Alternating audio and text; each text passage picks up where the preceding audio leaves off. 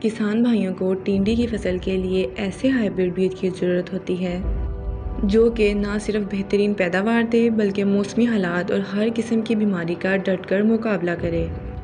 اس لیے agri tech hybrid seeds لایا hybrid sad کی دنیا کا ایک اور کمال گولڈ ٹینڈی کا ہائیبرڈ بیج گرین بال۔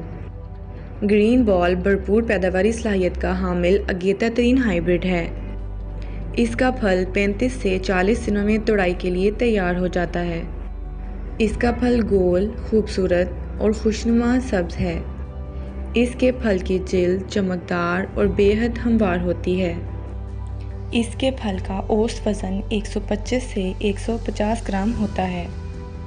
اس میں ہر طرح کے موسمی حالات کا مقابلہ کرنے کی طاقت ہونے کے ساتھ ساتھ اس میں ہر طرح کی بیماریوں کے خلاف بہترین قوت مدافعت ہے، جو اس کے پھل کی رنگت و چمک اور ساخت کو متاثر ہونے سے بچاتی ہے، جو اس کو کسان بھائیوں اور آڑھتیوں کا پسندیدہ ترین ہائیبرڈ بناتی ہے۔